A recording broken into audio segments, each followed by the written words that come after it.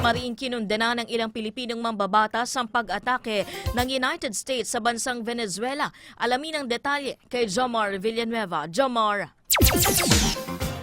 Illegal invasion, ganyan tinawag ni Akbayan Party List Representative Percy Saldana ang pag-atake ng US sa Venezuela.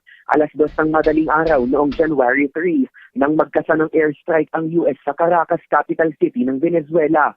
Dito nadakip ng US forces si President at diktador na si Nicolas Maduro at kanyang asawa na si Cilia Flores para humarap sa kasong may kaugnayan sa illegal na droga at narco-terrorism.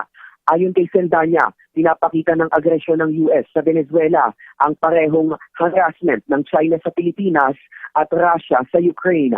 Bagay na sinang-ayunan ni mamamayang Liberal Party List Representative Laila De Lima na tinawag na abduction ang pagdakip kay Maduro.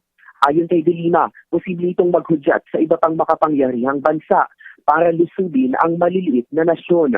Kompromiso rin anya ito sa Pilipinas, lalo't kaalyado ng bansa ang US sa kabila ng nararanasan itong agresyon ng China sa West Philippine Sea. Kinundena rin ng iba't ibang grupo o progresibong grupo ang anilay imperialismo ng US. Ayon sa grupong bayan, maituturing na pangunahing sanhi ng sigalot at digmaan ng US dahil sa pagnanais nitong makamkam ang resources ng ibang mga bansa. Nanggaling mismo kay Trump na nais ng US na makinabang sa oil reserve ng Venezuela. Hinimok naman ng mga progresibong grupo si Pangulong Ferdinand Marcos Jr. na kondenahin rin ang aksyon ng US. Jomar Villanueva, Newsline.